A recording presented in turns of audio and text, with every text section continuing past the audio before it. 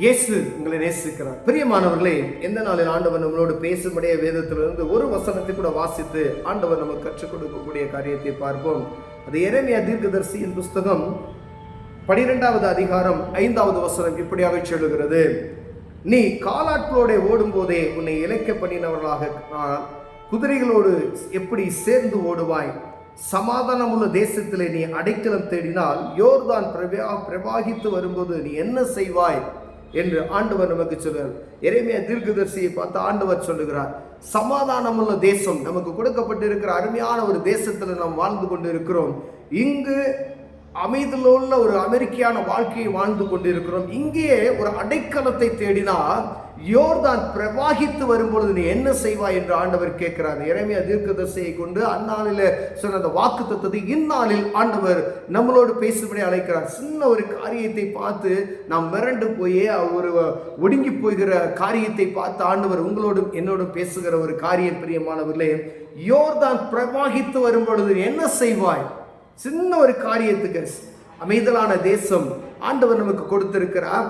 இந்த தேசத்தில் இருக்கும் பொழுது நீ அடைக்கலம் தேடுகிறாயே, இது உனக்கு சரியில்லை என்று சொல்லி தேடுகிறாயே.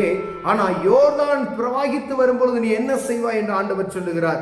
காலாட்கள் ஓடும்போது நீ டயர்ட் ஆயிட்ட அப்படின்னு சொன்னா குதிரையோடு எப்படி நீ ஓடுவாய்? இப்ப இருக்கிற காலம் அமைதியா நடந்து போகிற ஒரு அமைதியான ஒரு காரியத்தில் நீங்க நடந்து அருமையா நீங்க சுவிசேஷத்தை அறிவிக்கிற இப்படிலாம் செய்றீங்க. குதிரையோடு ஓடக்கூடிய ஒரு நேரம் வரும் பொழுது அப்ப நீ நடந்து போகக்கூடிய காரியத்தில் என்ன செய்வ? அதோடு எப்படி ஓடுவாய்? இப்பயே நீ இழைத்து போயிட்டியே என்று சொல்லி ஆண்டவருடைய சத்தத்தை ஆண்டவர் எரேமியா தீர்க்கதரிசி உரைக்கிறதை பார்க்க முடிகிறது. பிரியமானவர்களே, காலாட்களை போகும்போது நீ சோர்ந்து போயிடுறியே, நீ குதிரையோடு எப்படி ஓடுவ அப்படின்னு சொல்லி, குதிரை வீரர்களோடு எப்படி நீ ஓடுவ அப்படின்னு சொல்றாரு. அப்ப நம்ம சின்ன சின்ன காரியத்தை பார்த்து நாம் சோர்ந்து போய் விடுகிறோம். அநேக நேரங்களில் சின்ன காரியம் மனச்சோர்வை உண்டாக்குகிறது. ஆனா பெரிய பெரிய காரியம்லாம் இருக்கு, அதெல்லாம் பார்த்தா நீ என்ன செய்வ என்று சொல்லி ஆண்டவர் வருவார். ஆனா ஆண்டவருடைய பிள்ளைகளுக்கு ஆண்டவர் சகலத்தையும் நன்மைக்கு ஏதுவாய் செய்து முடிப்பார் என்பதில் எல்லளவும் சந்தேகமே இல்லை. பிரியமானவர்களே, நமக்கு ஒரு பயம், பிசாசு ஏதோ ஒரு காரியத்தை கொண்டு வந்து ஒரு பயமான சூழ்நிலை என்ன உருவாக்கி கொண்டு இருக்கிறார். ஆனா ஆண்டவர் சொல்லுகிறார், எல்லா விதத்திலையும் நீ கவனமா இருக்கணும். இப்போ உனக்கு அமைதியான இடத்தை கொடுத்திருக்கிறேன், அந்த இடத்துல நீ ஏன் அடைக்கலம் தேடுகிற? நீ அங்க இதுக்கே அடைக்கலம் தேடுனா ஒரு பெரிய பிரச்சனை வரும்போது நீ என்ன செய்வ அப்படின்னு சொல்லி ஆண்டவர் உங்களோடும் என்னோடு பேசுறார். அப்ப நம்ம எவ்வளவு தெளிவுள்ளவர்களாக இருக்கும்படியா ஆண்டவர் விரும்புகிறார். நீங்க சுவிசேஷத்தை அறிவிப்பதற்கு ஆண்டவருடைய சத்தத்தை ஜனங்களுக்கு சொல்லும் பொழுது யாராவது திட்டாங்க அப்படின்னா இருதயம் படபடப்பாய் விடுகிறது. மற்றவர்களுக்கு சுவிசேஷத்தை அறிவிக்க யோசித்துக் கொண்டிருக்கிறோம். பிரியமானது, ஏன்னா இந்த ஜனங்கள் அழிந்து போகிறார் என்று ஒரு ஆத்ம பாரம் எனக்குள்ளும் உங்களுக்குள்ளும் இருக்குமேனால் ஜனங்களுக்கு எப்படியாவது சுவிசேஷத்தை அறிவிக்கணும்னு சொல்லணும். ஒருவேளை இந்த நாட்கள்ல நம்ம அறிவிக்காம விட்டுட்டா ஒரு ட்ரையான ஒரு நேரம் வரும் பொழுது எப்படி நீங்க அறிவிப்பீர்கள் என்று ஆண்டவர் கேட்கிறார். பிரியமானவர்களே, ஒருவேளை இப்பயே நம்ம சோர்ந்து போயிட்டோம் அப்படின்னு சொன்னா பெரிய பிரச்சனை வரும் பொழுது என்ன செய்வீர்கள் என்று ஆண்டவர் நம்மளோடு இடைவிடுகிற காரியத்தை ஆண்டவர் நம்மளோடு பேசுகிறார். பிரியமானவர்களே, அப்ப சின்ன பிரச்சனையை பார்த்தே நம்ம சோர்ந்து போயிட்டோம் அப்படின்னு சொன்னா பெரிய பிரச்சனைக்கு என்னென்ன செய்வ? அப்ப சின்ன பிரச்சனையோ பெரிய பிரச்சனை நம்மை வழிநடத்துகிறவர் ஆண்டவர், அதை மறந்து கூடாது. ஏன்னா சின்ன பிரச்சனைக்கு அவர் தான் வாசல்கள் திறக்கப்படுவார். பெரிய பிரச்சனை மலை போல காணப்படுகிற ஒரு பிரச்சனை இருக்குன்னு வச்சுக்கோங்களேன், அதையும் என்ன செய்றார்? ஆண்டவர் தான் நமக்கு அதை முடித்து போடுகிற வல்லமையுள்ளவராக இருக்கிறார்.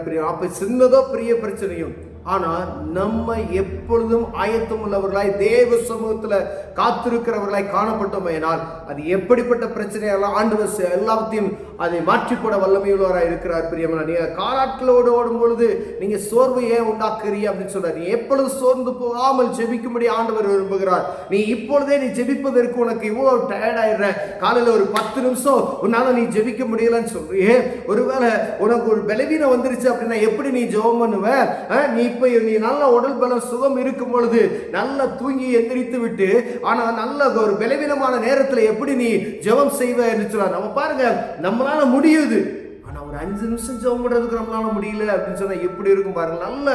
நல்ல குழு நம்ம நல்ல உடல் ஹெல்த்தியா இருக்கிற நேரத்துல 10 நிமிஷம் நம்மளால ஜெபிக்க முடியல. இது உலகத்தினுடைய காரியங்கள் நம்மை நொறுக்கி அப்படியே நம்மளை ஜெபிக்க விடாதபடிக்கு முடக்கி போட்டு விடுகிறது. பிரியமானவர்களே, ஆனா ஒரு நமக்கு விரோதமாய் ஏதோ ஒரு காரியம் உருவாகிறது, அந்த நேரத்தில் நீங்க எப்படி ஜெபிப்பீங்க? எப்படி ஜெபிப்போம் என்று நம்ம யோசித்து பார்க்க முடிய அழைக்கிறோம். எல்லாவற்றையும் அறிந்திருக்கிறோம். தேசத்துக்காக ஜெபிக்கணும். எங்க பார்த்தாலும் ஜெபிக்கிறார்களே சத்தம் கேட்குது. ஆனா நம்ம என்ன செய்யறோம்? ஜெபத்துக்கு நேரத்தை கொடுக்காதபடிக்கு அப்பயே சோர்ந்து போய் இந்த சின்ன காரியத்துக்கு நம்ம சோர்ந்து போறோம். சின்ன தலைவலினா சோர்ந்து போயிடும். ஆண்டவருக்கு கொடுக்க வேண்டிய நேரத்தை நம்ம கொடுக்கறது கிடையாது. ஆண்டவர் எவ்வளவு ஜாக்கிரதை இவ்வளவு இருக்கும்படி நம்ம அழைக்கிறார் பார்த்தீங்களா? எப்பொழுதும் விழித்திருந்து நீங்கள் ஜெபம் செய்யுங்கள்னு சொல்றார். நீங்க என்ன வியாபாரம் பார்த்தாலும் வேலை பார்த்தாலும் சரி, யாரா இருந்தாலும் சரி, தெய்வத்துக்கு கொடுக்க வேண்டிய நேரத்தை சரியா நம்ம கொடுத்தோமையானால் அவர் நம்மை ஆசீர்வதிக்க வல்லமையுள்ளவர் இருக்கிறார். நீ ஆண்டவர் ஆசீர்வதிக்கல என்று சொல்வதில் பிரோஜனம் இல்லை. ஆண்டவருக்கு கொடுக்க வேண்டிய நேரத்தை கொடுக்கணும். நம்ம அதை செய்யறது கிடையாது.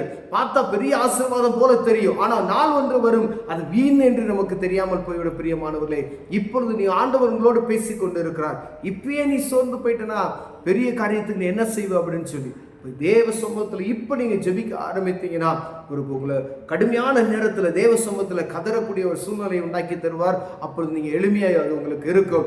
சர்வ வல்லமையில தேவனை நீங்கள் பிடித்து கொண்டு சிறிய காரியமோ பெரிய காரியமோ அவர் ஜெயத்தை கொடுப்பார். பிரியமானவர்களே, ஆண்டவருடைய சத்தத்துக்கு செவி கொடுத்து நடக்கிற ஒவ்வொரு மனிதன் மேல் ஆண்டவர் பிரியமாய் இருக்கிறார் என்பதை மறந்து போய் விடாதபடிக்கு எப்பொழுதும் விழித்திருந்து ஜெபிக்கிறவர்களாய் காணப்படும்படியாக அழைக்கப்படுகிறோம். பிரியமானவர்களே, இடத்துல சொல்ல இந்த அமைதியான இடத்துல நீ ஒரு அடைக்கலம் குளிர் ஒரு இது தேடிக்கிட்டு கொண்டு இருக்கிறே அப்படின்னு சொல்றாரு. இப்போ ஆண்டவர் நமக்கு நல்ல எல்லா காரியத்தையும் வாய்க்க பண்ணி தந்திருக்கும் பொழுது நம்மளால இயன்ற மட்டும் ஆண்டவருடைய சத்தத்துக்கு செவி கொடுத்து அவருக்கு அடங்கி நடப்போமே. ஆனால் கர்த்தர் நம்மை ஆசீர்வதிக்க வல்லமையானவராய் இருக்கிறார். கண்களை மூடுவோம், ஜெபம் செய்வோம். அன்பின் தகப்பனே, ஆண்டவரே, அந்த சின்ன காரியத்தை பார்த்து ஆண்டவரே அப்பா எங்களால் சோர்ந்து போகிறோம். ஆண்டவரே, பெரிய பெரிய காரியங்களை பார்த்து நாங்கள் மனமடிவாகிறோமே. ஆண்டவரே, எங்களோடு இருக்கிற தேவன் சர்வ வல்லமையுள்ள தேவன். ஆண்டவர் எல்லா காரியத்தையும் எங்களுக்கு ஆண்டவரை முறித்து போட வல்லமையுள்ளவராக இருக்கிறது நாங்கள் அறிந்து செயல்பட உதவி செய்யுங்க. இயேசுவின் நாமத்தில் பிதாவே, ஆமென்.